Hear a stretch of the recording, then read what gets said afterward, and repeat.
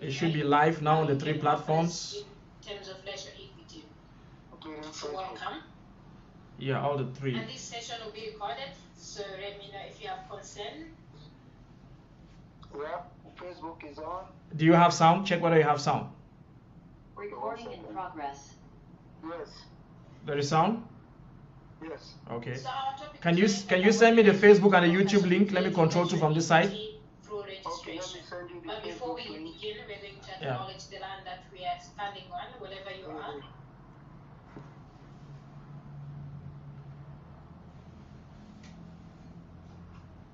Hi everybody. So land and African ancestral acknowledgement. I would like to start by honoring the land that we are on, which has been the site of human activity since time immemorial. It is traditional territories of the Yoruba-Mandat, Anishinaabe, Chippewa, and Haudenosaunee Confederacy, and most recently, the Mississaugas of the Credit River First Nation. Ontario is covered by 46 treaties and agreements and is home to many indigenous nations from across Churchill Island. Okay, I am trying to check this. Let me open it and see. These treaties and other agreements, including the One Dish with One Spoon Wampum Belt Covenant, are agreements to peaceably share and care for the land and its resources. Other indigenous nations, Europeans, and newcomers were invited into this covenant and into the spirit of respect, peace, and friendship. Be mindful of broken covenants, and we strive to make this right with the land and with each other. We're all treaty people. Many of us have come here as settlers, immigrants, Chief, hold on. Let me this generation or let me stop the I would like to also acknowledge let me stop this call. I want to check the let me stop the call. I'll call you back. I want to make sure that the sound is going through. Slave trade. Therefore, I honor and pay tribute to the ancestors of African origin and descent. Thanks everybody.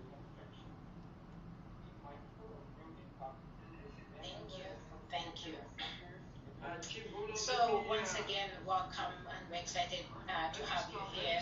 But before we proceed, I want us to remind why we're here in the first place. There is this report that is amazing by Stephen Lewis. In 1992, what he wrote was, first, what we are dealing with at root and fundamentally is anti-black racism.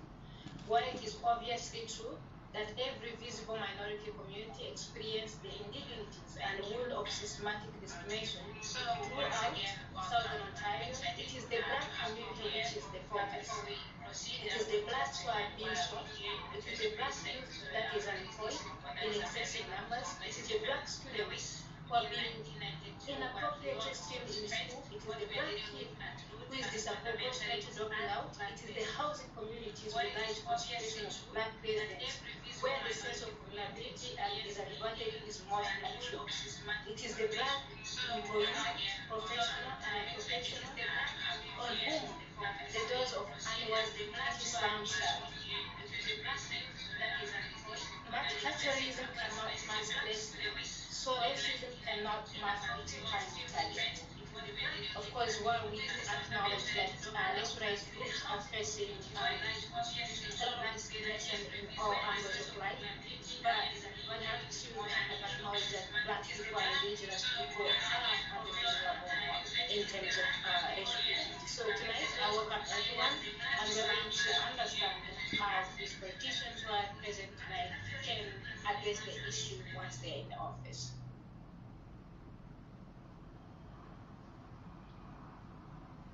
If you have a question, so we have translation in French, Spanish, Yoruba, Ghanaian, Kinyarwanda, and Swahili. If you have a question and you need translation, please send us a chat and we'll be able to translate. Though the communication for tonight, the English language is going to be the mode of communication.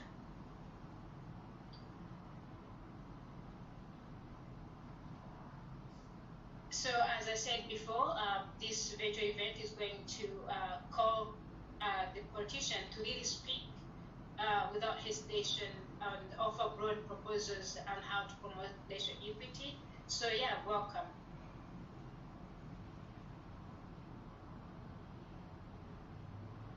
But before we also introduce our speakers. So we are going to talk about Abode Community Service Center and what we've been doing in the community.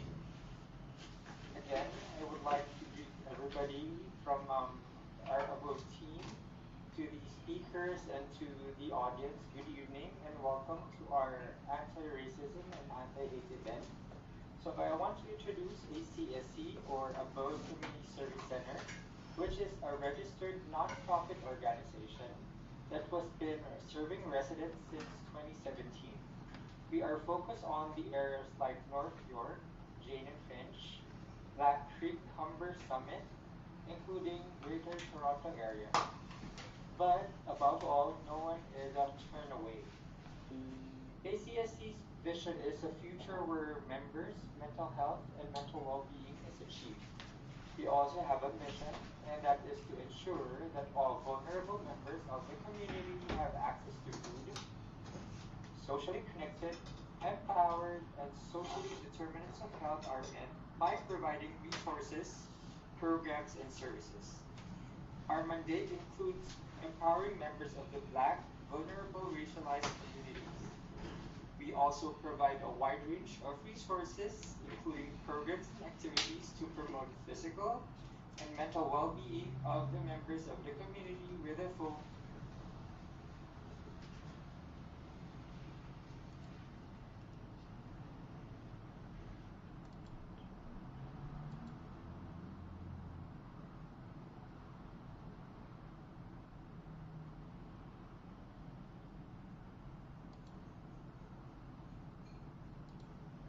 We also have conversations like today on anti-racism and anti-hate. We also have other programs that have been included for many, many months, like Healthy Community Food Basket with cultural considerations like food bank, senior programs designed to stimulate conversations and engage seniors in the interactive health promotion teachings and activities like Foggy Night and Game Night every Wednesday and Thursday, respectively. We also have settlement services like the Community Volunteer Income Tax Program or Free Basic Income Tax Preparation, which is an ongoing project up until March. We host free tax clinic to allow individuals with modest simple tax situations complete file and their income into. And not only that, we also accept volunteer opportunities. And if you are interested, you may go to www.abodecommunityservicecenter.com. And for you to reach us out, we have our address at 415 Oakdale Road, Unit 201, North York, Ontario, M3N1W7, with telephone number F416-302-4958. And you can hit us and send us an email at info@abodecommunityservicecenter.com. Thanks, Adrienne. Thank you. Thank you. So again, because of interest of time, I'll not I looked at the resume of this amazing politician, and I was like, no, it's going to take me 2 hours to introduce everyone at least. So in the interest of time, I'll go in order, and each speaker is going to like 1 minute introduction of themselves.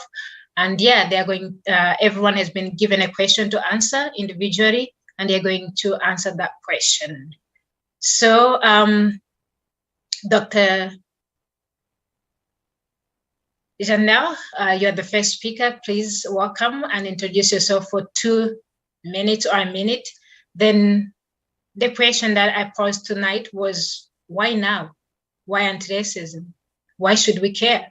Is it not a past thing? It's been, slavery has ended, colonization has ended. Why do we care? Why is it now? Thank you so much, Sandrine, and thank you everyone for creating this space, and to members of the Abode Community Center for the fantastic organizing and community work that you're doing. And thanks to all of the guests for taking time out of all of your busy schedules to make it here tonight and to extend this very important conversation. So I'm joining from Treaty 13 territory in the city of Toronto. I'm currently located in the Jane Finch neighborhood. I do enjoy this community where I live and where I grew up. with my mom, who is a single mother.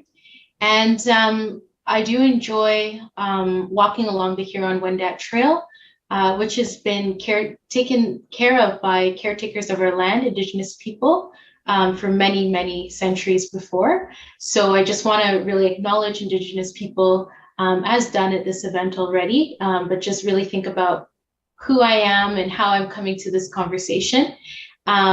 So my family was part of the transatlantic slave trade. So and going back to the motherland in Africa for conferences with my mentors and PhD supervisors and mentors in the academy, Dr. Njoki Wan and Dr. George Day, I felt a connection to land, but I also felt something that was lost in that what could have been had that not taken place. And I'm not alone in that many of the my colleagues who are of Caribbean descent really felt a deep connection to land. So land is something I think about quite a bit and something I'm trying to really acknowledge. But even beyond land, when we're living through this climate emergency, what does it mean for Indigenous sovereignty when we think about our connection to water, to sky, to community, to people, to humanity, to living and non-living beings, right? So these are things I'm thinking about as I'm introducing myself. I'm currently president of the Ontario NDP. I'm really thrilled to be in that position, in this role right now, after years of activism on the executive board, on the And I am also a faculty member at X University, also known as Ryerson University. I started there last year, and my work looks at anti-Black racism. It stems from my doctoral research, which started quite a few years ago, and I was looking at Black mothers and their experiences navigating the education system for their children. So right now I'm working with a parent to try to get her son enrolled in school. And there are all sorts of barriers that are put up if you're Black, if you're a newcomer, if you don't speak the language. So really my research project was looking at the resiliency and the tremendous work of Black mothers as they navigate systemic anti-Black racism and as they fight against their children being streamed into different levels, into different programs, pathways that might be limiting that won't allow them to continue and thrive in the ways that they hope for them to. So that's a bit about me. I go by she, her pronouns, and I did some work with the Center for Integrative Anti-Racism Studies at the University of Toronto. I helped to run that center that does a lot of great work. The director is Dr. George Day, and they do quite a bit of great work around anti-Black racism, really looking at like local treasures and local advocates in the community, such as our local community farm, and how we can bridge the gap between theory and scholarship so that scholarship is not just something that's tucked away in the academy, so in the universities, but how can we look at some of the organizing and community work of community members. So in the interest of time, I'll answer the question that is called to speak to. So why racism now, and what is anti-racism? So first, I'd like to start with, the idea that Canada, yes, has a history of racism, has a long-lasting legacy of racism. Canada had Indigenous genocide, and those are long-lasting and has long-lasting impacts when you look at our children's aid system and various systems of school-to-prison pipeline, access to clean drinking water. But also, Canada has a long history of anti-Black racism. And often, when I was in school, Canada was presented as a friendlier, peacekeeping nation. But we do have a lot of work to do in terms of bringing those issues to light and really remedying them. So in terms of our Black Canadian history, Canada has a legacy of slavery. So I look to Black scholars like Natasha Henry, who's doing a lot of fantastic work with the Ontario Black History Society around bringing Black Canadian history to the fore, looking at women who fought, like Chloe Cooley, who fought against anti-Black racism and gendered sexism. And often that Black Canadian history is not found in the textbooks, it's not found in the curriculum, but thankfully there are Black activists who are fighting to create that change. So first, I think there's an acknowledgement that yes, there is a history of slavery in Canada. Yes, there is a legacy of segregation in Canada. I was recently awarded with a Viola Desmond Award, which I was quite shocked to receive that at this early point of joining the Faculty of Community Service as a faculty member at X University.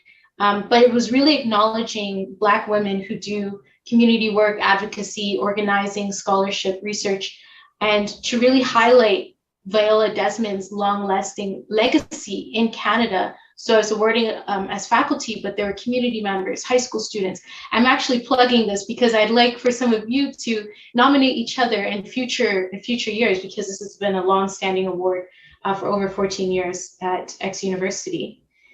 But really what it shows is that there's that erasure of Blackness in in Canada, more or less. And with that, I think there's a lot of work to do. So I think of anti-racism as going beyond individual racism. And, you know, often with racism, my students, folks that I work with, they'll say, well, they sometimes come to it with understanding that racism is people saying mean things to each other. But I think racism goes way beyond that. And anti-racism is looking at the systems that marginalize Black communities, that leads to poorer health outcomes, that leads to the COVID-19 pandemic, where you saw a disproportionate impact on Black communities in terms of the type of work that folks have that require Black community members to be on the front line.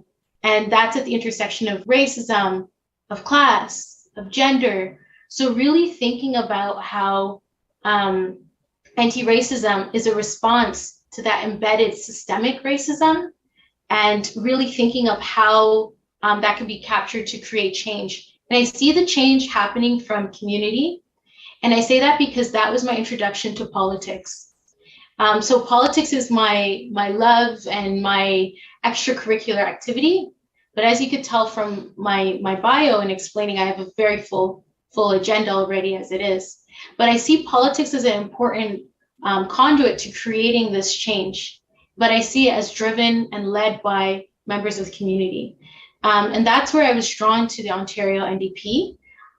When I was running an after-school program out of CW Jeffries that helped mentor a number of students, I saw a lot of the barriers they faced, where Black students would say they're going into nursing or social work, which are all fantastic fields, but they would say they're going to the college level.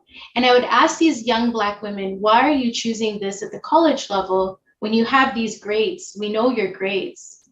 And they would tell me that this is the advice that they're getting from their educators. So then the question becomes, how is the Black person read?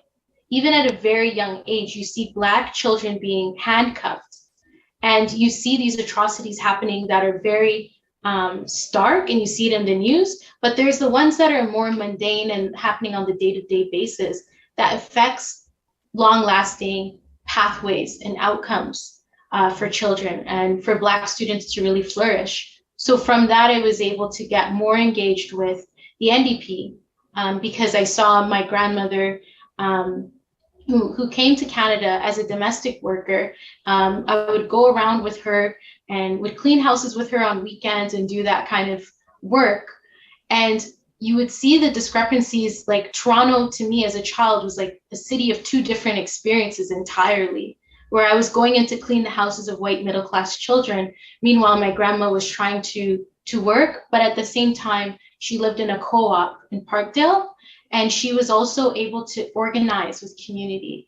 And her community organizing in her co-op, on the board, creating spaces for students to study in the building, also led to her organizing with the NDP, because she would always explain, this is party for the people. I'm not here to sell anybody on the parties, and I acknowledge that we have folks from various backgrounds here, but I'm just speaking about my experiences with community organizing and what I saw that my grandmother was able to accomplish, and what led me to wanting to get more involved in the NDP at the board and structural level, because I feel like boards of director in general in Ontario are not represented by Black community members.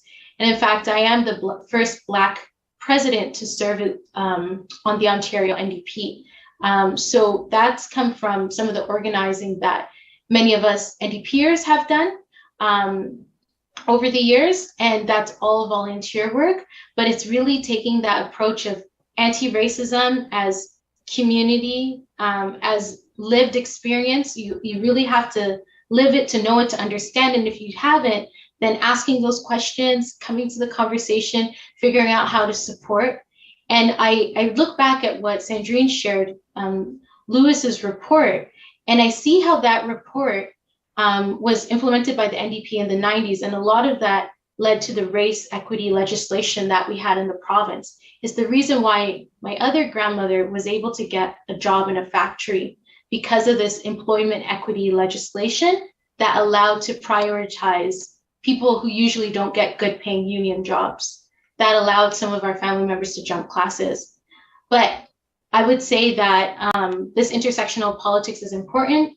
And the report even came out of Black activists organizing, like the Black Action Defense Committee, Black Women's Collective, and the so-called Yonge Street, quote unquote, riots. We could really rethink that word riots, but I won't get into that now.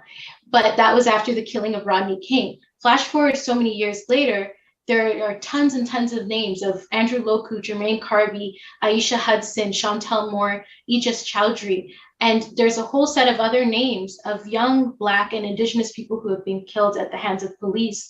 And this is 30 years after. So I'm just here to say that there is so much to be done. But this implementation of the policy was led by the grassroots. And there's a lot of uptake in terms of mutual aid and community organizing. And all of the folks that I've had the pleasure of volunteering with over the years have been very committed to racial justice, and not just quick fix bandage solutions, but truly anti-racist approaches. And hopefully one day bringing back the anti-racist secretariat that we had in the legislature that the NDP brought forth after all of that community organizing. But I think it just starts, anti-racism starts with wherever you are. It doesn't have to be going out on the street and being loud, which is also good. Wherever you are, doing what you can to just shift the radar. So if that shift the conversation, if that means being a part of this community group, or if that means helping somebody fill out an application or a form to get them into school, that's anti-racism, that's action. And building those collectivities in any way that works for you, that's really what it is. So asante sana, and thank you so much for having me in this space. My sincere apologies, I can't stay for the entire duration, but I'm truly deeply grateful that you've opened up this space to me. Miigwech. Thank you. Thank you for sharing your history and your involvement, and also what could be done, an intersection between race and health outcomes and other employment opportunities. So yeah, thank you for being with us tonight. Then our next speaker, again, as I said, they have amazing bios. It will take me 2 hours to read their bios. So I'll just give each speaker a minute to introduce themselves, and also they have a question to answer. So our next speaker is from Ribro, and she's Ida. She's a mother. She's a great woman and also an activist. She's going to introduce themselves. But you are welcome. So it's your turn. So welcome and thank you. Thank you. Yes, I think the question that we posed for her was employment. The employment, Black people are disproportionately unemployed. So what can be done, especially for Black young men? Perfect. I'm going to start by introducing myself. Thank you so much for having me here. I'm very humbled to be here with you this evening. My name is Ida Lopretti. I'm the Ontario Liberal Party candidate for Humber River Black Creek, and I am currently an elected school board trustee. I'm a director on Toronto's Board of Health. I'm a small business owner, but most importantly, I'm a mother. I'm a mother to 3 young boys. Their ages are 5, 7, and 9. They're getting old. They're getting big really quickly. I'm a parent. My parents are both immigrants who came to Ontario in search of opportunity and for a better life. I grew up at Jane and Steele, so just north of Jane and Finch. I was born and raised in the community, and I've always had a connection with the community. I'm a University of Toronto graduate, and I've spent most of my life in the political realm. I'm passionate about public service, and I believe wholeheartedly in the vision of an equitable and prosperous community where nobody is ever left behind. I've served and I continue to serve on a number of committees, including governance and policy, mental health, anti-racism, the 2S LGBTQ2+ advisory committee, student achievement, bylaw, and corporate services. I believe that I've earned my seat at every table that I sit on, and if elected on June 2nd, I will be the first female MPP of Humber River Black Creek. And as you know, female voices matter. Female voices matter at every seat, at every table. The Ontario Liberal Party has brought an equity advisor, Steve Anderson, who's been working with me directly on a number of issues to ensure that our policies reflect the interests and needs of the diverse communities that we are going to represent. The Ontario Liberals are committed to building a more equitable and fair Ontario.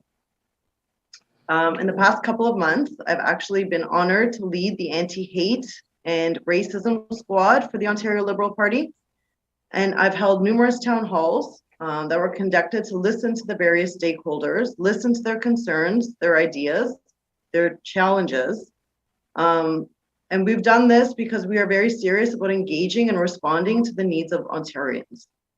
An Ontario Liberal government will continue to act decisively on addressing systemic discrimination and barriers that are faced by members of equity-seeking groups, the Black, Indigenous, and people of color, who have been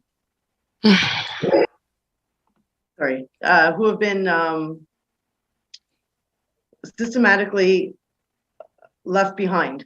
We're going to be taking a holistic approach that involves regular consultation with groups, with leaders and organizations that engage with and serve Black, Indigenous, and people of color to take both targeted and universal policy measures.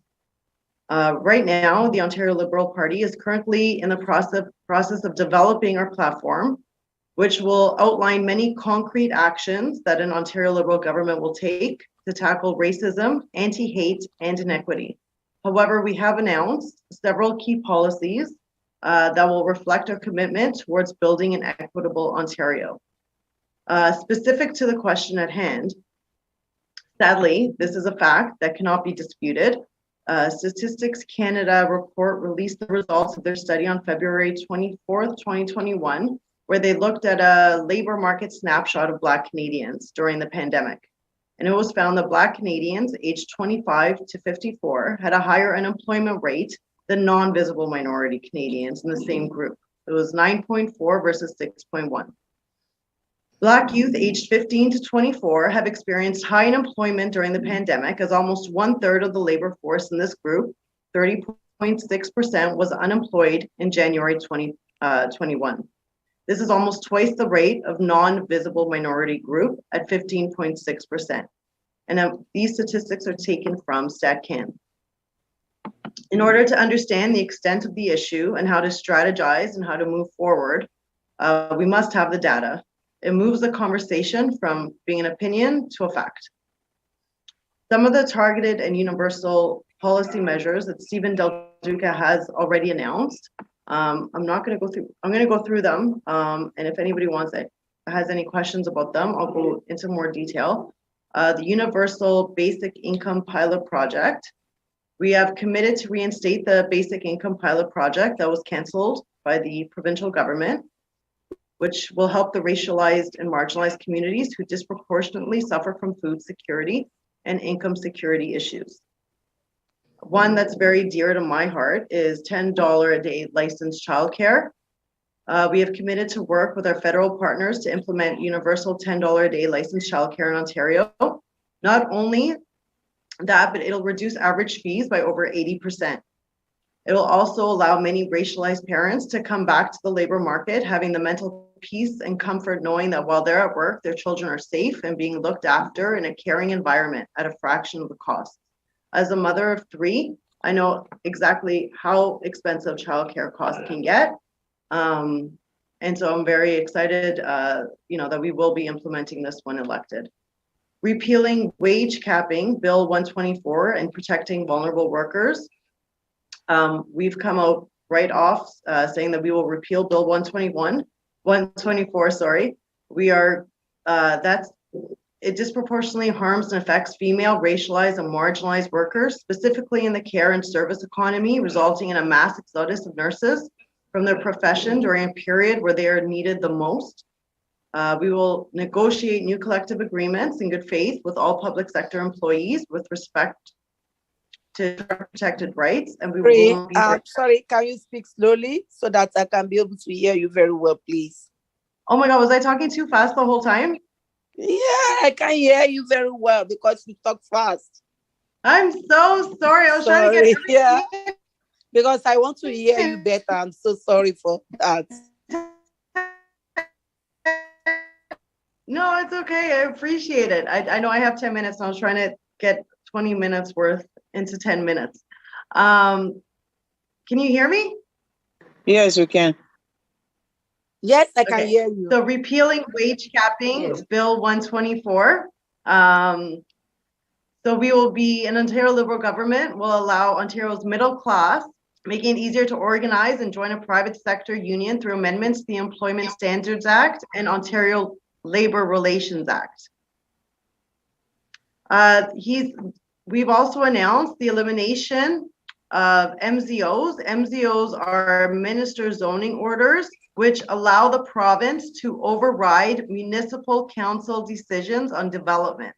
The Liberal Party will scrap MZOs that the provincial government used to reward some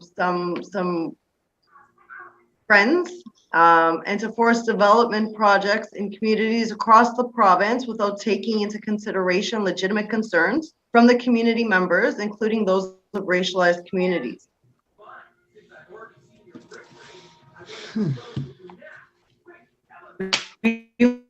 People from equity-seeking groups such as affordable housing and not-for-profit nursing homes.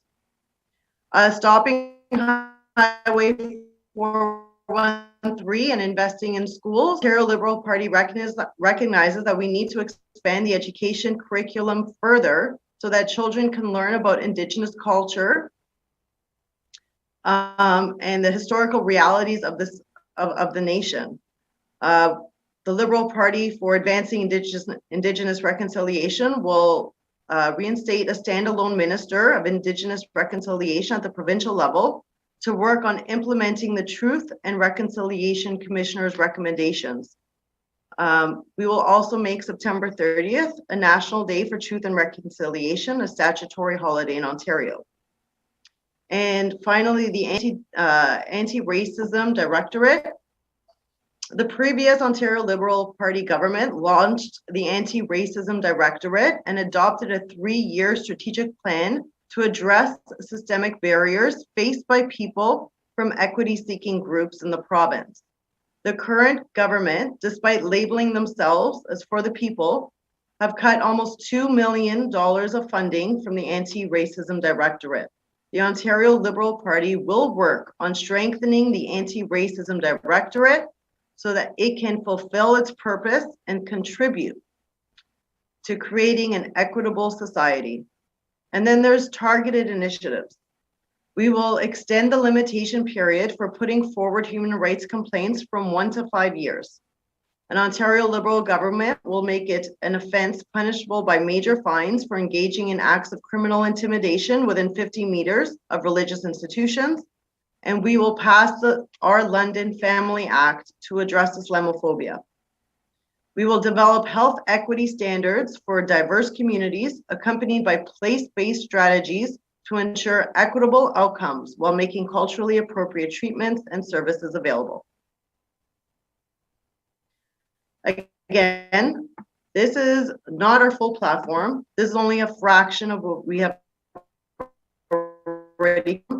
And we will outline our plan with more details on how we will build an equitable, prosperous, and caring province. Our plan will follow established economic dignity of vulnerable, racialized, and marginalized people. It will chart a path towards shared prosperity that will help us leave a cleaner environment for our next generation, while supporting workers and entrepreneurs of all races, religions, ethnicities, and sexual orientation. I could keep going, but I think that I'm over my time. I tried to make it as concise as possible.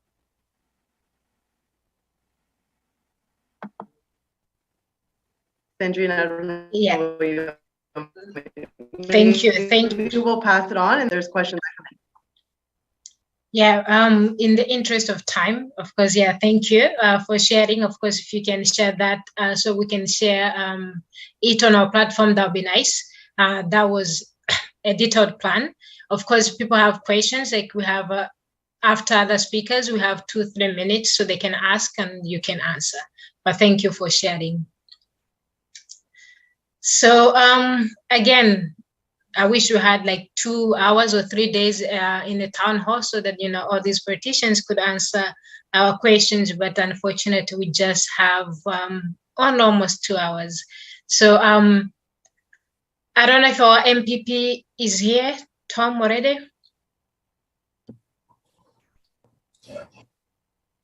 Hi, Sandrine, I'm definitely here. Oh, excellent, excellent. Thank you, and thank you for joining us. I know you are supposed to be at Queen to keep on fighting, but you chose to be here, so thank you.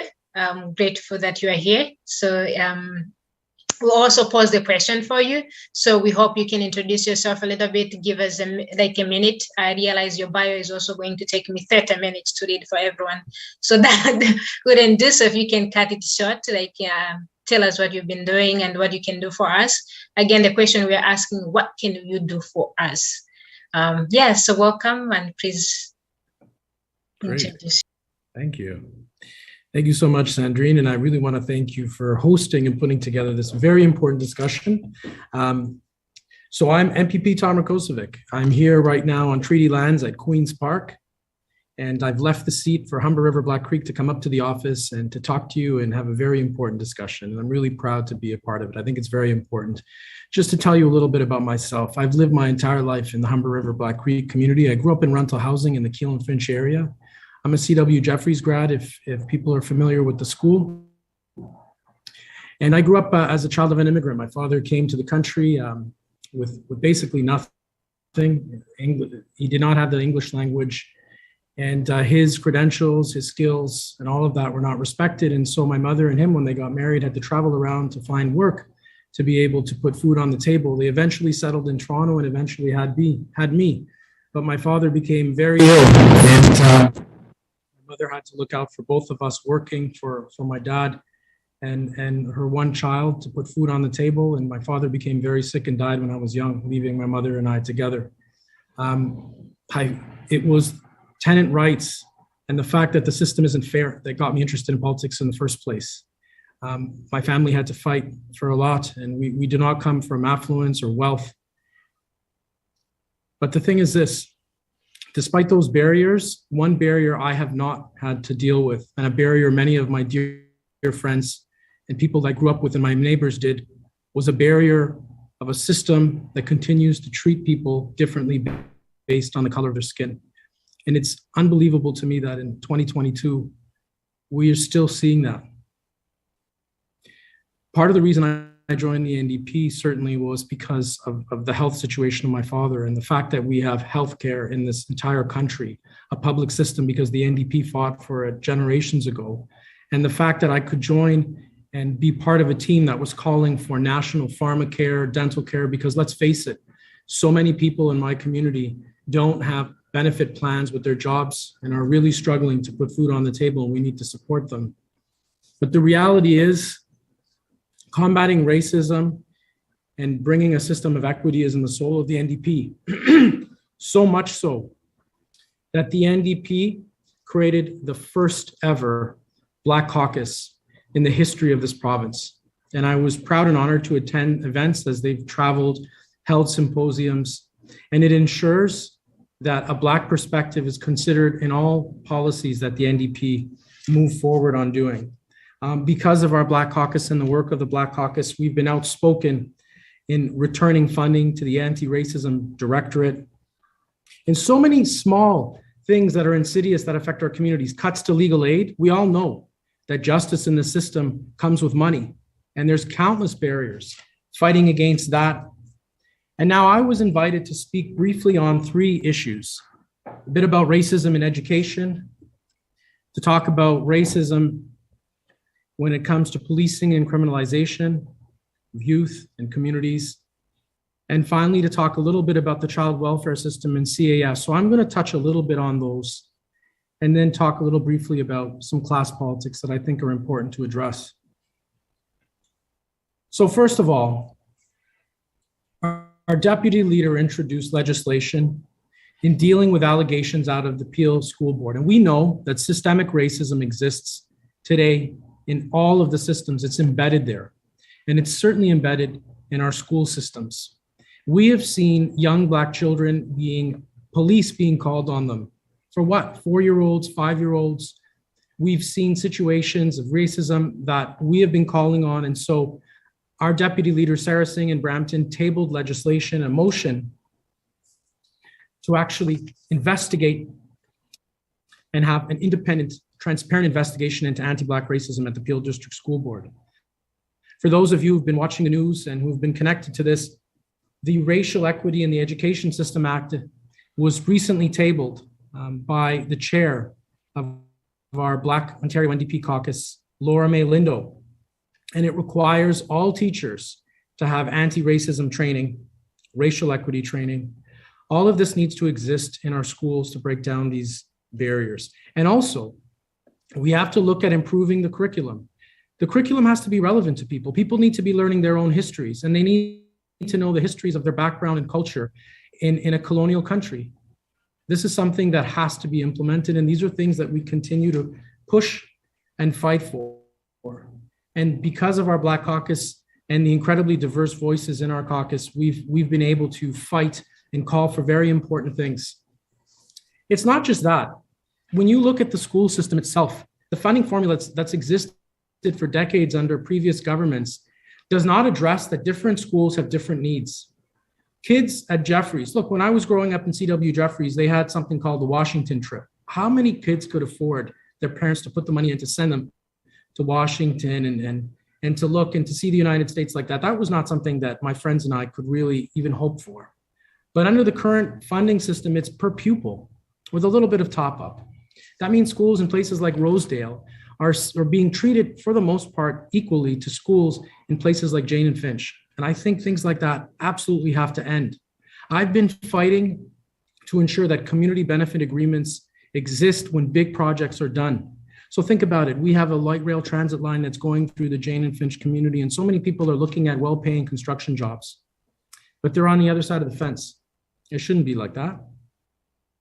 We need to find ways to bring trades and other access to jobs to kids in schools and to fight. I was very proud to work with the Community Benefits Network when this government was trying to take away equity targets in terms of hirings. And I was able to fight for that at Queen's Park, fight for that in question period, and they were forced to have to backtrack and bring it back. But those equity targets aren't enough. We certainly can do better. Let's talk about policing a little bit. Let's talk about the murder of George Floyd. The people on this Zoom call that wasn't an eye-opening experience for them.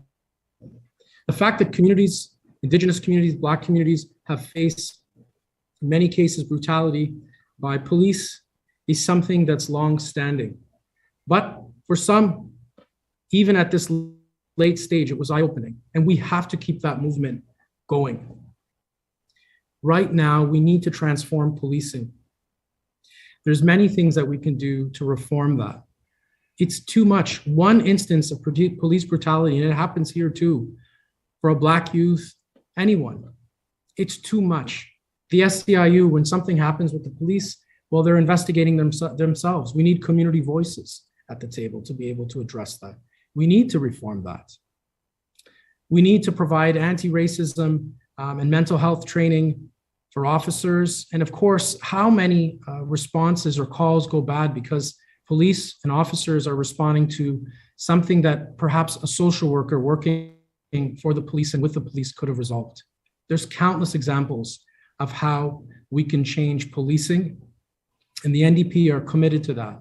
How do you expect community and police to be able to work with each other in a system of trust when people that are expecting to be protected are fearing police themselves? And that's going to take work and it's going to take courage, but we must do it.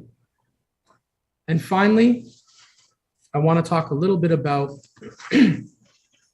CAS, Child Welfare System. We can all say that we're proud to live here, and there's many things to be proud of, but one thing that we can't be proud of is the colonial past of our country. And one of the worst examples of that is what happened in residential schools. The revelation of buried children on school grounds, taken away from their families, generations of that. And these schools existed just up to decades ago. Imagine that. This is something, and I think what it comes from, and it's part of the systemic racism that exists embedded in the system, is this feeling that the majority culture is somehow better than the minority culture, forced assimilation. That has to change. So when you look at the child welfare system, when you look at CAS, it's embedded. There has to be more cultural competency. CAS should exist to help children that are in need. Families shouldn't be scared of them. It should be there to empower and strengthen families. And that's what it should be about. We shouldn't be seeing families being torn apart in the way that we've seen too often under that system. So there's so much work that the NDP is committed to doing when it comes to that. When it comes to other things, I'm not going to get into all the platform elements, just touch on a couple of things. One of the things that drew me into politics was class politics. When you look at racially marginalized groups, they're overrepresented when you look at minimum wage jobs. They're overrepresented when you look at tenants. They're overrepresented in so many ways. We see it in the social determinants of health. Even if I go back to the education system just for a moment, consider that 30% of suspensions are to Black students when they only represent 10% of the population. 30% of people under care in CAS, Black and Indigenous, again, overrepresentation. Fixing that is incredibly important. But when you do things to address and increase minimum wage, it helps racially marginalized communities. When you fight for tenant rights, the last time we had rent control in this province was under a former NDP government. Now they're building new rental buildings. Who can afford $2,000 rent in this system? It's unbelievable. How is it that we live in a system that First Nation communities in Northern Ontario still in many cases don't have to have access to drinking water that's clean? They have to boil the water. It goes on and on and on. And I'm proud, if you look now, even just now, I'm proud to be working on 2 bills that I'm a co-sponsor on. To add insult to injury, those who are on the call that drive a car and live in Jane and Finch or Brampton or Scarborough or any of these places face some of the highest auto insurance. Why? They're targeting communities that are racially marginalized, that can't afford to pay. And for what? I've done the research. We don't have the most accidents. I'm working with NDP colleagues to take away postal code discrimination. I'm co-sponsor to a bill right now to respect the foreign credentials, the international credentials of others who come to this country and have so much skills to be able to impart here and are forced to do minimum wage jobs because they're not respected. Part of the NDP platform and something that we fought for, and I touched again, was pharmacare for all, dental care for all. Sure, if you get sick, you need to go to a hospital, it's covered, thanks to the NDP. But what about a trip to the dentist? What about pills? People that have blood pressure issues, for instance, can't even afford the medications. Why? Because they don't have a job. In my community, so many are having to get a job through an agency and not respected, pushed around. There is systematic change that is needed in the system. Racism is real. It's embedded in education. It's embedded in policing. It's embedded in so many things. People should not have to feel that they're being mistreated at a job interview, whether it comes getting access to rent, their auto insurance, anything, because of the color of their skin. It's 2022. This should have not been happening 10 years ago, 50 years ago, 100 years ago. And I'm part of the NDP because I believe we are the one party that are serious about this and will make change, because the other parties have just flip-flopped over and over and over again, and people are not seeing the outcomes they deserve. So I appreciate the opportunity to be here and speak briefly on this. And I look forward and would appreciate the chance to answer questions. Thank you. Thank you so much for sharing and acknowledging and apologetically talking about these issues. Like we are honored that you did not miss a word, and every speaker who have spoken tonight did not hide behind the mask and be politically correct. They have all acknowledged these issues and what they are doing in different capacities to address the issue. So thank you for being with us. And at the end, we're going to have questions, but for now, I'm also going to introduce another speaker who is also going to say 2-3 minutes introduction and also what they are doing on their end to address the issues of racism and racial inequalities. So thank you, MPP Tom. Thank you. I'm honored that you are here. And for people who don't know, I was humbled that he actually called me and said, how can I be part of this? So I was honored that you're willing to hear our voices and also follow up and really making sure that Black people voices are at that table. And yeah, so thank you. So thank you. Julie Asante, welcome. So you are welcome. And so it's your 10 to tell us, NDPP have, and also the Libro have already said what they can do, but now it's your 10, Julie. Thank you, Sandrine. Thank you very much. I would like to congratulate Thelma, the Executive Director of our Bode Community Services Center, and all the staff for initiating this conference on racism issues, and for all the work that you do for the community. As a Black woman, what I will say first, that when we are talking about racism, is different than what Black, Indigenous people of color going through that in their life. 30 years ago, I was living in Congo and received a call from Canada, where my sister was living for many years, that she was hospitalized for 2 years in Scarborough General Hospital. This bad news paralyzed all family members in Congo. I traveled and found out that my sister of 2 kids had a deadly disease. She believed in Canada's health system, but finally the doctor said to her that she was condemned to die. And I took a decision to bring her back home so she can spend her last days with her family. She had her 2 young children that I wanted to take with me, but unfortunately, this is when I met the ugly face of the Canadian bureaucracy.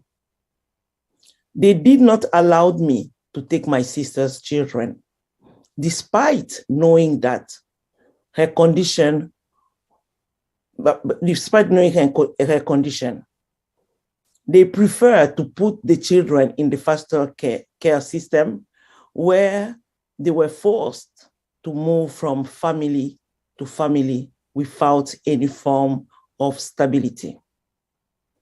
After my sister died, I moved to Canada, hoping that I could adopt her children. Not only did Canada say I couldn't, they refused to let my sister's children to live with me. It was not until they were 16 years old that they escaped the hell of living as wards of the province. Compassion for my sister and her children is what brought me here in Canada. In relation, I faced many barriers as a Francophone mother during my integration and decided to create a not-for-profit organization that will help other Francophone, African to not face the same difficulties I experienced. I am a graduated from a police leadership foundation, project management, and immigration program consultant. I've been working close to the community for more than 20 years.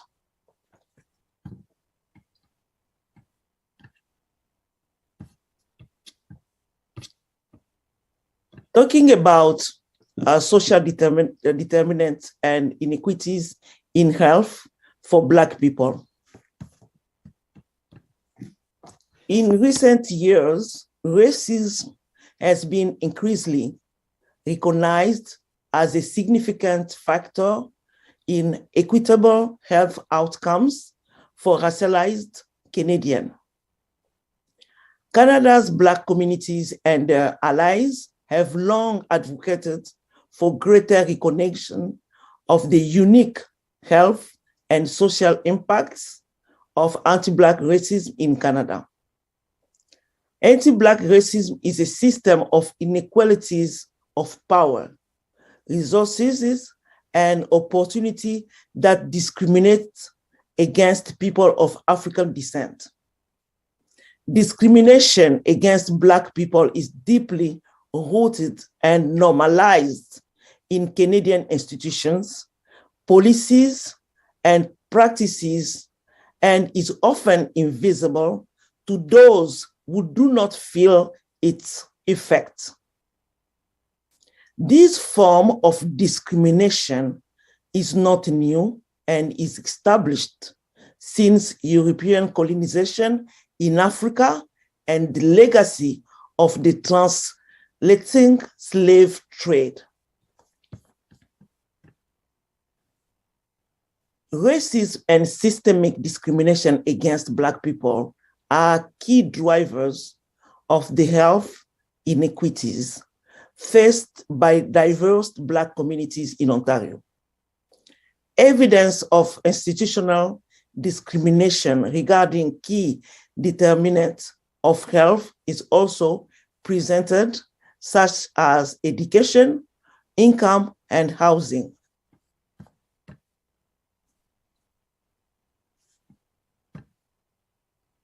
Given the unique challenges Black Ontarians face with respect to the social determinants of health and the significant impact these determinants have on our overall health, we believe it is important for the government of Ontario, private sectors, and not-for-profit sectors to work together to take action to directly address outcomes based on the social determinants of health.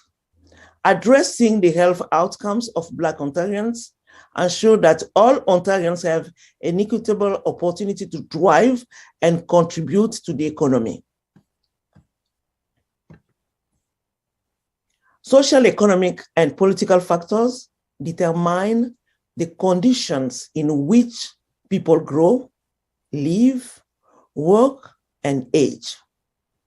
So they are important for health and well-being. These inequalities are often systematic, unjust, and avoidable, and can be seen as inequitable. And yet, these unfair differences could be eliminated or mitigated through collective action and concrete public policies. Poverty is racialized, as evidenced by a May 2020 ICES report of testing in Ontario, which concluded that racialized people living in marginalized neighborhoods are more likely to test positive for COVID-19. And an Ontario Liberal government will act decisively on addressing systemic discrimination and barriers that are faced by members of equity-seeking groups, Black, Indigenous, people of color. We will do so by taking a holistic approach that involves regular consultation with groups, leaders, and organizations that engage with and serve the Black, Indigenous, people of color communities to take both targeted and universal policy measures. We are currently in the process of developing our platform. My colleague Ida say everything that the Ontario Liberal Party is planning for the next government if elected. Our leader, Stephen Del Duca, has announced many policies so far. Now, to answer your question, if I'm elected, the fact that I'm very close to the community, I think that I will continue to work with all the stakeholders, all the not-for-profit organization leaders, or with the private sectors to make sure that we have representation of Black, Indigenous, people of color in all levels of power. To make sure also that Black people build resilience, live healthy lives by putting financial resources to develop their futures. I will make sure that equity, inclusion, and diversity are part of our all government program. In addition, I believe we need to work hard that our young generation, they will learn histories of all the Black, Indigenous, and people of color since their young age by integrating that history programs in our school curriculums. Thank you very much.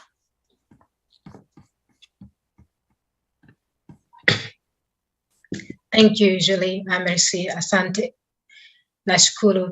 So thank you. And again, welcome everyone. We have had 2 candidates from NDP and again 2 candidates from Liberal.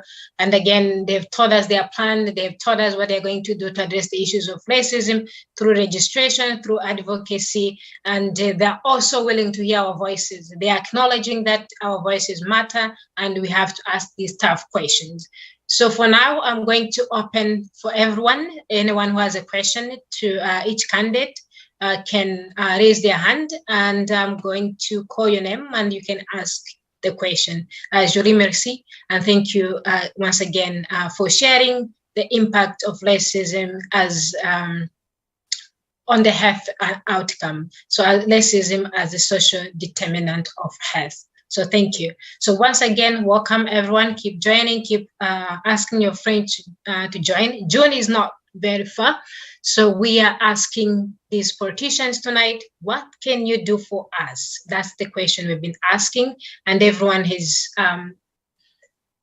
had a chance to say what they can do. So we are hoping that anyone in the group who have a question, please raise your hand and I'll call your name and you can ask your question.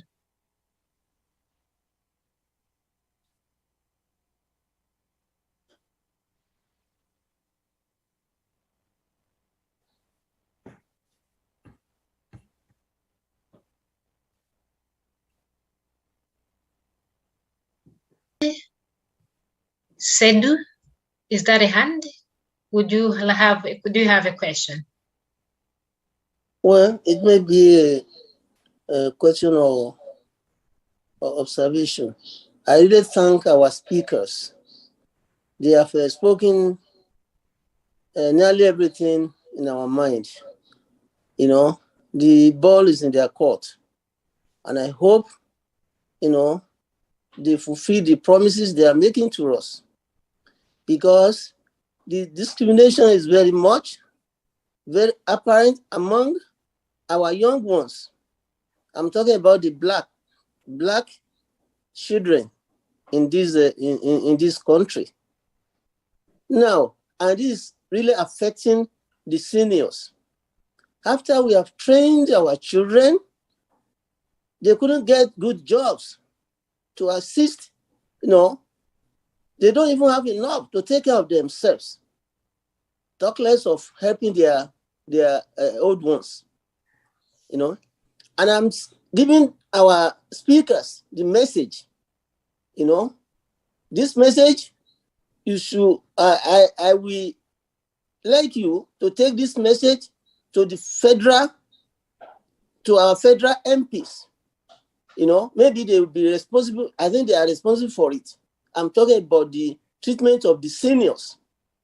You know, we have refugees.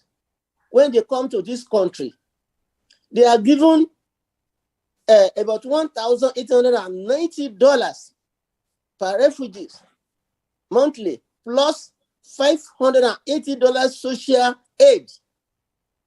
But look at the Canadians, and this total amount is about $2,470 per month and about $28,920 per year.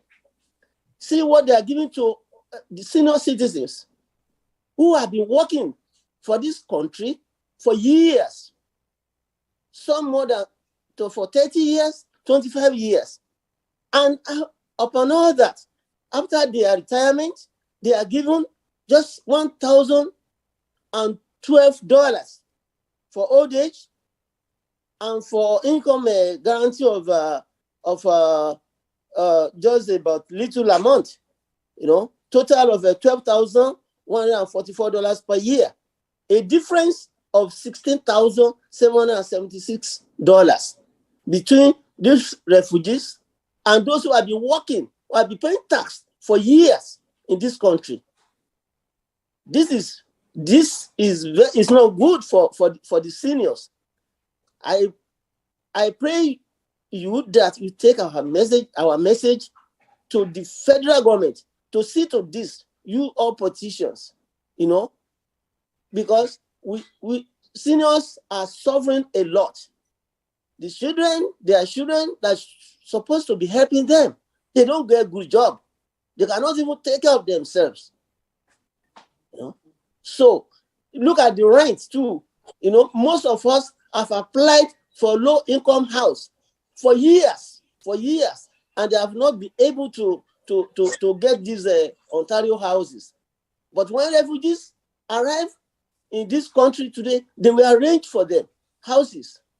This thing, they should look at it. That is my message to you. Thanks very much. Thank you. I think the MPP, Ida, our candidate for Ribro, and Julie, for our candidate for Ribro, and the current Ontario President, Janelle, if you're still here, you have heard a senior speaking, the challenges, how actually unemployment for their children is affecting them, and that the seniors don't have support in terms of housing, in terms of even their own health care. So again, if any of you can respond with a minute and saying, how can you address the issue that the senior just raised? I can speak to it. Sure. I think this is incredibly important. We live in a system that, and rightfully so, we love our children. I have 2 little sons and we care about them, but think about this. The people that gave us life, the people that built this country, the people that gave us absolutely everything we have are forgotten in their time of greatest need. It's unbelievable. My mother is elderly after the loss of my father. She lives with me because, quite frankly, I don't trust the system when it comes to that. Now with inflation, how can you expect seniors to go up there to rent an apartment? Even they're struggling, the few that have a home. And I want to mention 2 quick things. The fact that we've had successive liberal and conservative governments for literally ever in this country, and the fact that pensions are never ever taken seriously or raised in any which way. They're never raised to keep close to inflation. And now with the cost of everything going through the roof, it's unbelievable. How can we expect our seniors to live that way? And the final thing I want to say is about long-term care. Imagine that in a system of long-term care, our loved ones are there and they're not even getting the minimum amount of care. I've brought to this house issues where beloved seniors, vulnerable people have had bed sores that look like wounds and literally on their almost deathbeds because of this. And why? Because there's no investments. Under the last government, out of 700 plus homes, long-term care homes in this province, 9 inspections. And so I'm fighting to ensure that every senior who's in long-term care gets at least 4 hours of care, and that we make significant investments to have public and nonprofit homes to take care of those. Because at the end of the day, our seniors are cherished. They should not be just commodities or a way for people to make money on in private care. And we have to do absolutely everything. And I can say this, my mother gave me life, and I can never, ever repay that, but I will spend my life trying to.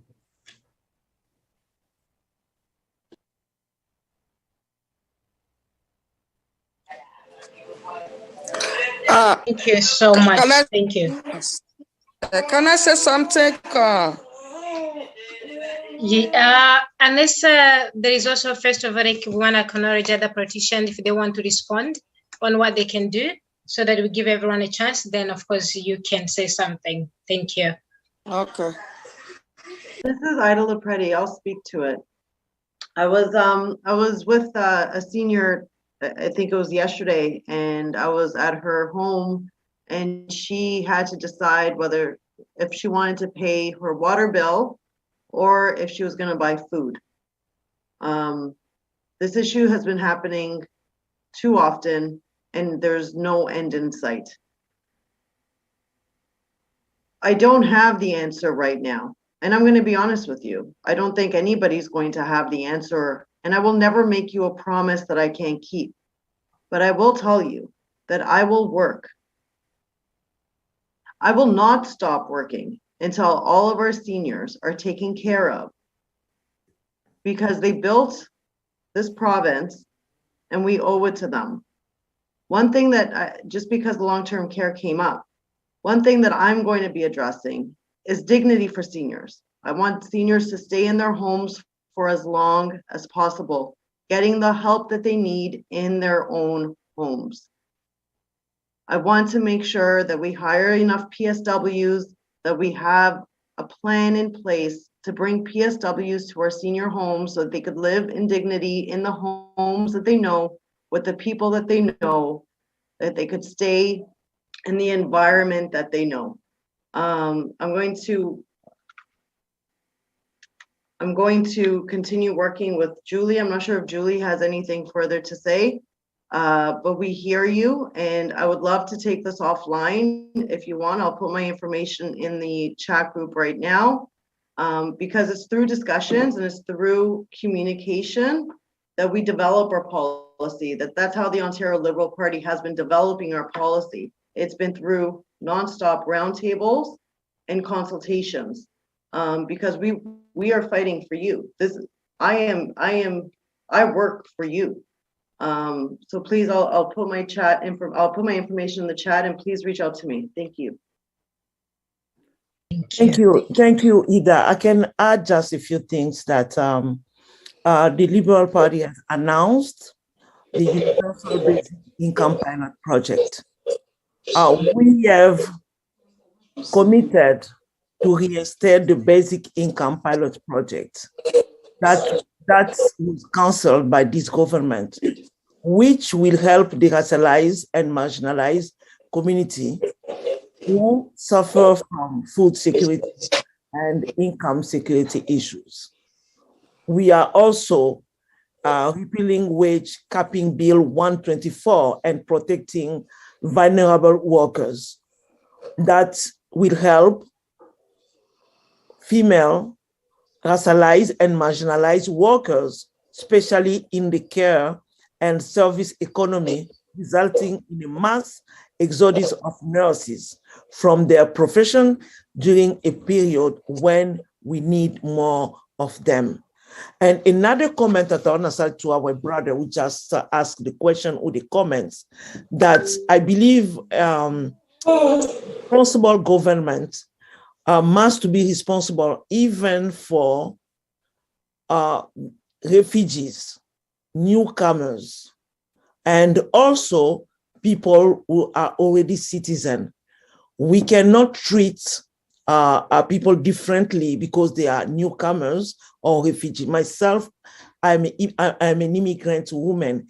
Even though I live in Canada for 25 years, we have to make sure that everyone who's living in our province, they are well protected financially with all the resources that we need for them. Thank you.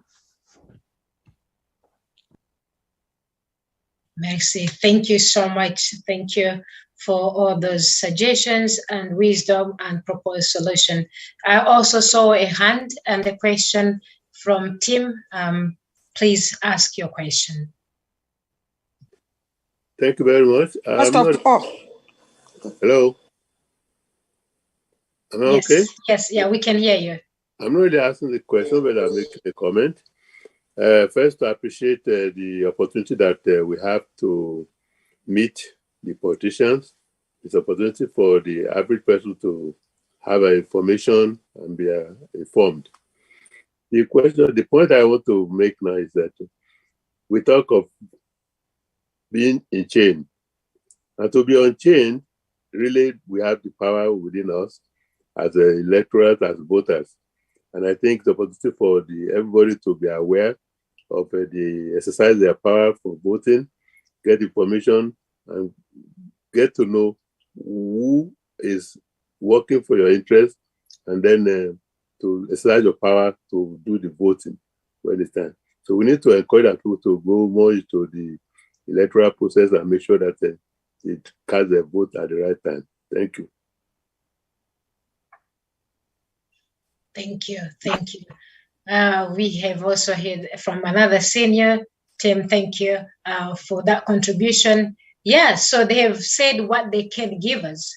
So now it's our turn to go and vote. So we have heard different parties how they can address the issues that we are facing in our communities. So please, on June, coming June, go and vote. Go and vote. It's important that we also have an obligation to exercise our voices through voting. So if we want them to address our issues, we have to keep voting. And I think we have another question from one person, and that question could also be addressed if with the team suggestion about voting, if any member of the politician want to say how the voting process is going to happen, especially when it comes to accessibilities. When it comes to seniors, how are they voting? Is it accessible or not? What are you doing to accommodate seniors? So that's also another suggestion or a comment. But we have, before that, we have one more question, and that question is from,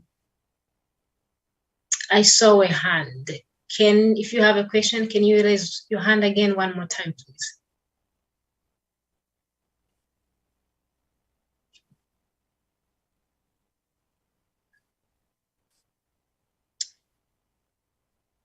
I think the doctor trying to raise a hand. Is anyone who is raising a hand? I can't see, but if there is someone else raising a hand, please let me know. Dorcas. Oh, Dorcas, please. Yeah, I can see. Okay. First of all, I want to thank the Abbott Community Center for this kind of program, which is very, very good for the senior. I just want to add to the questions of Mr. Sidhu concerning the senior,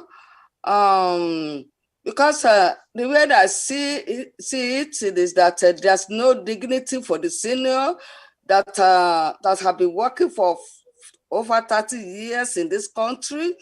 As they have said, especially concerning the housing, when you apply for the housing, some people have, especially for me, I have applied for over 7 years now.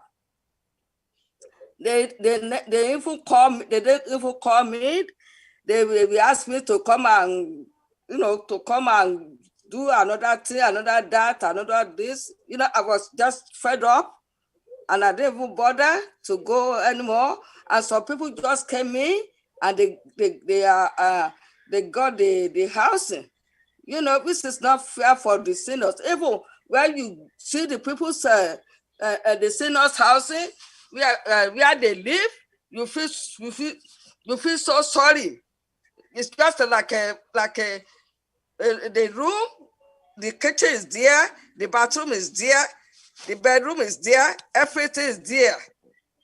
You know, I think the government has to look to that one. You know, we are talking about our children. Our children have their own challenges. They have their things to do too, so we cannot bother them. So we are working so hard in this country, and we think that we should get our own, you know, our own shares that we're supposed to get, you know, in this country. That is my contribution. Thank you. Again, that's a voice from a senior. Housing is a challenge. That question is also going to be answered, but let's also hear from Fola. You just raised your hand, so please, what's your question, your concern, your comment? Then all these questions are going to be answered all together by the politicians one by one. So yeah, Fola. Thank you. We just thank you for this type of program, and I thank you Abod for everything that you have been doing for us. So we really appreciate you, and especially for this one. I just want to make comment about what I learned in the comment section, that one of our participants wrote concerning the question of Mr. Saidu. For me now, I've been in this country since 74, and I've been working. So if I've been working since 74, and somebody came and I'm getting 1,000 plus, and somebody that is refugee is getting 2,000 plus. So who will ask me not to talk? And is that not part of discrimination? So when we are talking, we have to talk and ask for our rights, as we are also talking to ask for the right for our children. So we are now asking the politician to take our request to the upper level so that seniors will be taken care of. I've been paying tax here since that time. So if anybody that just came, it's not that we don't like them, we like them. We came. I didn't come as refugee, but I came as an immigrant, and my children were born here. So, luckily enough for me, I suffered to pay the school fees to help my children to a certain level where they pick themselves up. But what of those people that are not able to do that? And these children, we still have to give them something from what the government, the little that is given us. So that's what Mr. Saidu was talking about. I really support him that they should take our, it's not only Mr. Saidu that is saying this. That is what we seniors are saying. If we see somebody that just came, we thank God for them that they were able to come to Canada, because this is the land that is freedom exists. But what we are saying is that they should increase our money, our pay. If we have to think about whether to buy the food on the table, or to pay our rent, or pay our mortgage or something like that, it's becoming another issue. And because of that, we are stressful. So please take our questions, our suggestions, and our plights to the higher level for us, so that seniors will be taken care of. This is discrimination. That's what we are talking about. Thank you. Thank you so much. Thank you for that comment. But again, it's not one way or the other. There's somebody who coined the word competition of suffering, that sometimes we have to prioritize and say, seniors, if we assist seniors, does it mean we have not assisted the refugees? The question, I think, is, can we assist everyone concurrently? So if we have the issues with seniors, can we address that issue while we also acknowledge the issues of refugees at the same time, so that no one is left behind? Again, as you said, then it becomes an issue of discrimination if we leave certain needs behind. And I think that's what the politicians are trying to answer. How can we not leave anyone behind? Because the point is not to assist rates only, say indigenous, then we leave Black people, then let's leave other racialized group. That's not the point. The point is, how can we lift everyone so that everyone has access and quality access to education, to housing, to health care, so that no one is left behind. So I think that's the question for tonight for the politicians, so that everyone feel like is included and belong to the Canadian society. So it's not about prioritizing, it's not about excluding, it's not about one or the other, it's about all of us at the same time, but also understanding different needs. Unless if the politician want to say a word. And yeah, so we are even almost at the end of our program. So I'll give every politician at least 2 minutes to respond to the needs of the seniors and what can be done. And again, it's in our hand to be convinced tonight and say, who can we give our vote? Who is going to represent our interests? Either kids, seniors, everyone. Now it's in our power to exercise our vote and also get our voices heard. So I hope everyone is going to come and vote. But before that, let's hear from our final speakers like Eric on how they are going to address the need of seniors in terms of housing, but also the quality of living. So thank you. If there is any politician who want to answer on the needs of seniors. Sorry, Julie, did you want to answer first? Thank you. Thank you, Sandrine. As a black woman, I believe that I know in my country, we live with our senior until at the end of their life. We don't like abandon our children like in the nursing home. I believe that we have to work hard in our party to prepare a platform that will respond to the need of the senior, where they can pass their life in the good condition, in the good apartment, while they will be in the same time receiving all the care if they need it. That's my point of view. I'm happy that we hear directly from senior who are present today. I want them to understand that we hear them and we understand their need. We're gonna bring that need to our caucus members, and we will work hard to resolve or to address that issue appropriately. Thank you. Thank you. I can speak. Or Tom, go ahead. It's okay. No. You okay, go ahead. Sitting MPPs first. Go ahead. No worries. Ladies first. Ladies first, true. Yeah. Then Tom would go last, if that's okay. Okay, Sandrine, you're calling it, so Ida's first, yes? Yes, please.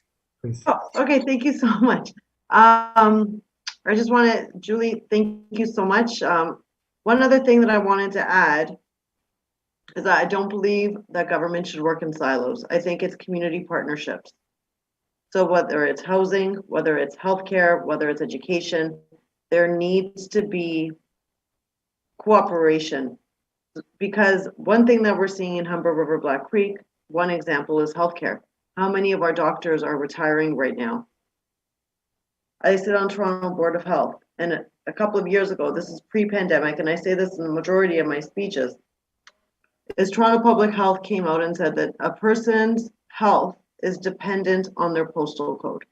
And that is never okay, and we should never accept that. We need to work with our community healthcare partners. We need to work with education partners. We need to work with housing to make sure that the people in our community are raised up and given the opportunity. So we all talk about equity. As a trustee with the Toronto Catholic District School Board, equity is now a key term. Everyone is talking about equity, but we need to see equity in action. And equity in action means seeing the doctors put into communities like ours, making sure that our long-term care homes are properly staffed. We want to make sure that our schools have the proper ventilation. We want to make sure that our seniors are are living with dignity.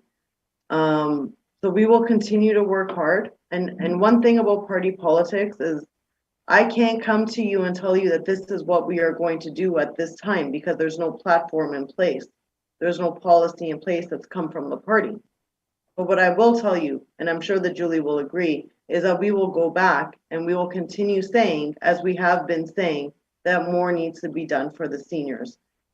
This is one community that has, and I'm speaking for Humber River Black Creek, we have an enormous amount of seniors that are living within our community, and they are all facing the same issues: food insecurity.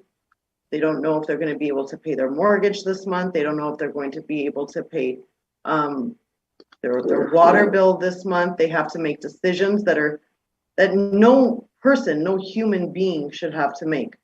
So I'm not going to tell you that this is what the party is going to do, because they haven't released this platform yet, besides the universal income. But I will tell you, and I will promise you, that I will make sure that we have a policy in place that you will be happy with. Thank you. So Tom, it's your turn. Thank you, Ida. Thank you for sharing that. And we'll be waiting to see your plan and your policy. Thank you so much. Thank you, Sandrine. Thank you to Abode. Thank you to everybody that was here, their questions and being a part of this. This is a fabulous turnout. I'm going to quickly, before I conclude, address the questions. And the questions were similar. There was one about an access to voting. And I want to say, having grown up and spent most of my life as a tenant, there are significant barriers to voting to racially marginalized communities, to tenants, to those who come from low-income backgrounds and whatnot. And increasingly, Elections Ontario, Elections Canada continue to remove polls even from buildings themselves to discourage that. Tenants, people that I grew up with, I think of my mother and how hard she had to work to be able to put food on the table, tenants working multiple jobs to take care of their kids.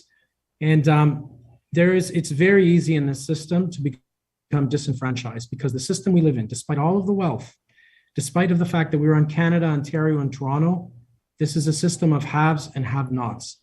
And with inflation and the way things are going, it is only getting worse. Pensions is a federal issue, and I know it's come up a lot. But the reality is, I have been and I will continue to push and fight, because we must pay seniors more. Pensions have to be higher. They have to be raised. It's not provincial, but we have to push the federal government. It doesn't matter who's in there. It's just, think about it. The average cost of rent in Toronto now is $2,000. Who can afford that? The cost of groceries is going up. The cost of gasoline is going up. The cost of literally everything. And where are people going to go? What drove me to be part of the NDP was the fact that we were the one party that was fighting truly for equity, fighting so that nobody gets left behind, fighting so that everyone has access to healthcare. When we had government, we built the highest per capita amount of affordable housing, co-op housing, and others. There are people that reach out to me today that are on waiting lists because they certainly can't afford market rent. And as they're looking at their pension and their jobs are ending or they're unable to work, how is it possible to live in a system like that? And so the questions have all circulated. Many of them from our seniors are talking about that. And we are moving more and more into desperate times, and it's unbelievable in a system like ours, with the money that we have, that we are forgetting our seniors, the people that have built this country, that have given everything to us. And it shouldn't have to be, and this is the worst thing about politics here, because when people get pushed into these places and people begin to feel desperate and more and more people are suffering, people start pointing at each other to wonder. But the thing is, we should be helping everybody. We have the money, and those who have the money, the rich, the wealthy, the big corporations that have made so much during this pandemic, billions and billions of dollars, while small business owners, families, working families, workers being laid off, and seniors, they're not seeing that money. They're not seeing that level of support. So I hear your frustration. I will continue to fight for it. And it is part of the soul of the NDP to stand up for those who need help the most. We should live in a system where nobody is left behind. It's an honor to be here tonight, and I really appreciate it. I've put my contact here, and if there's anyone that wants to reach out to me, I'm always happy to help and call you back. So thank you to everybody. Thank you to my colleagues, and thank you to the seniors above all for everything that you do for this country, this province, the city, your families, and for all of us. I respect you, and I'm here for you. Thank you.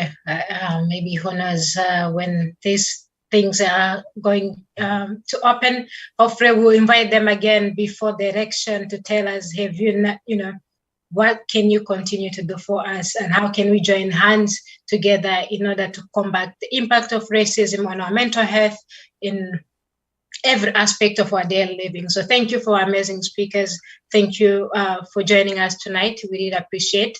So in the interest of time, unless there is anyone who has one burning question, we are going to continue with our program. Then we're going to say good night to each other. Unless there is someone else who want to. Thank you so much.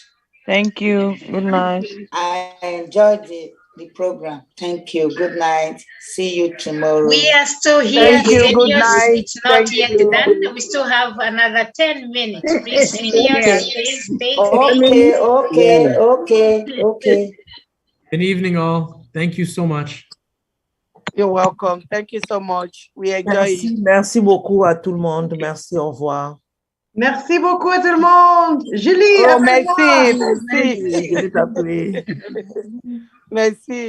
Bye. Merci. We still have 2-3 minutes to conclude. Au revoir. Merci. And again, if you need food access, if you need food, please reach us to us. And if you are going through hard time, reach out to us. We'll be able to connect you with a mental health specialist to support you. And also the conversation about racism continues. So it's not yet ending. We still have a group peer support tomorrow, but we'll also have another amazing conversation this coming Saturday on racism and criminal justice. So join us next Saturday and keep the conversation going. We cannot do it without your support, and we are grateful that you are able to join us on every conversation. If we don't voice our voice, then our actions are going to be meaningless. But if you have to have a concrete plan and an action plan, we have to keep this conversation going. We have to keep discussing these issues. So again, I thank everyone for joining us tonight, and I thank amazing speakers for joining us tonight.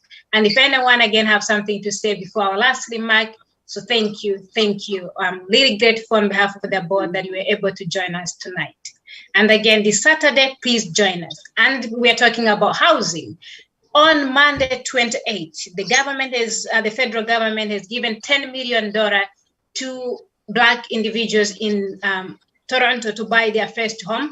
So on Monday, 28th, please join this session and see if you can qualify for that grant and be able to purchase your first home. So that will be Monday, 28th. And anyone can always reach us at the board if you have any questions or any concern.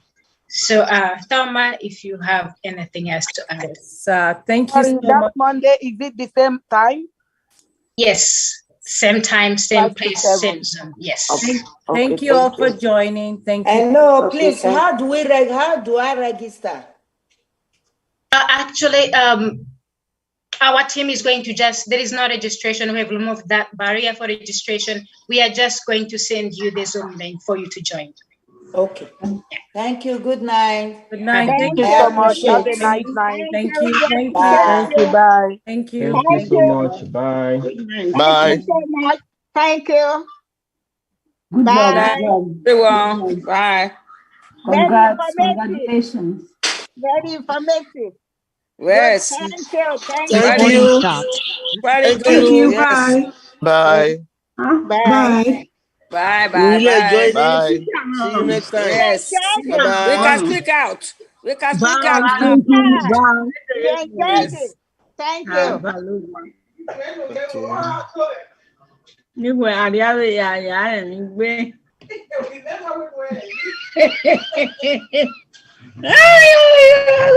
Once again, thank you so much for everyone for joining us on behalf of our board. Thank you, Thelma. If you have anything else to add, you are welcome to close the program. And I wish everyone a wonderful night. God bless and see you soon on 26.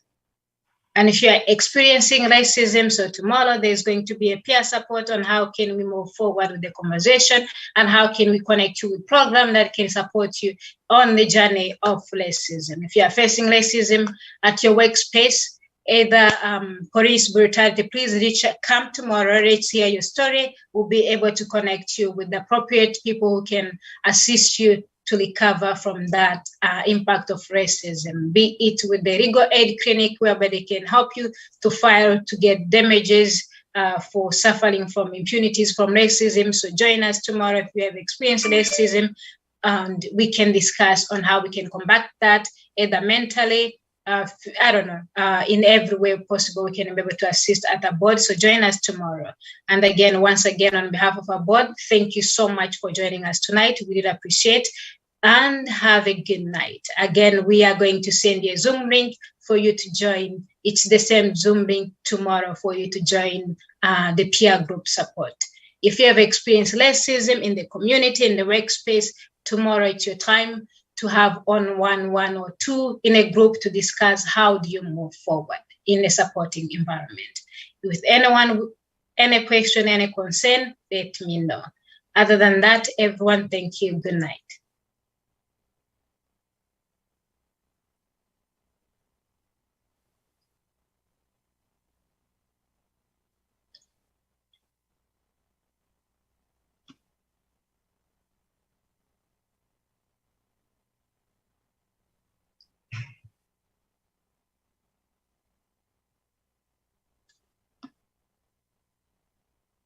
Ladies and gentlemen, have a good night on behalf of our board and all the staff, amazing team that we have here. Kavita, Doris, Abla, Roland, thank you for being with us and thank you for supporting. Without this amazing team, this program cannot exist. So thank you. Thank you, and I'll see you tomorrow. Have a good night. Good night. Have a good night. Bye. Bye.